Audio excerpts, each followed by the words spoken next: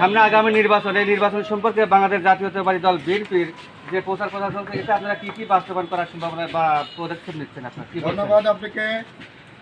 আমাদের জননেতা জনাব তারেক রহমান যে 31 দফা প্রস্তাবনা দিয়েছেন, আমরা সবাই অবগত আছি যে তিনি যে 31 দফার মধ্যে যে বর্ণনা দিয়েছেন, তার মধ্যে বিশেষত বাংলাদেশ একটি কৃষিপ্রধান দেশ।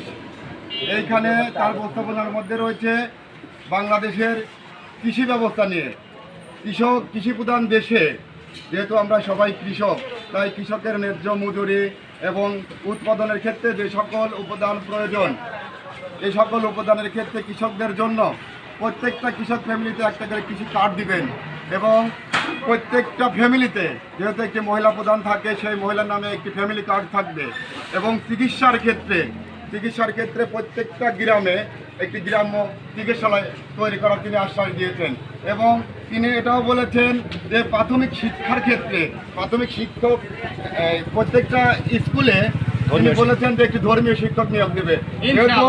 যেহেতু প্রাইমারি স্কুলে কিন্তু ধর্মীয় শিক্ষক নেই, তাই আমরা জানি যে কমলমতি শিশুরা ছোটোবেলা থেকেই যাতে ইসলাম ধর্মের প্রতি জানাশোনা হয়, এর জন্য তিনি ধর্ম শিক্ষক নিয়োগের একটা প্রস্তাবনা দিয়েছেন।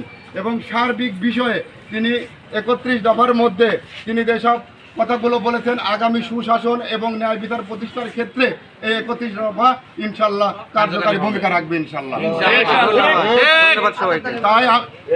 তাই আমি চাইব আগামী রাষ্ট্র গঠনে বাংলাদেশ জাতীয়তাবাদী দল বিএনপিকে ভোট দিয়ে, ধানের শীষে ভোট দিয়ে জনাব তারেক রহমানের হাতকে শক্তিশালী করতে হবে, বেগম খালেদা জিয়ার হাতকে শক্তিশালী করতে হবে এবং বাংলাদেশে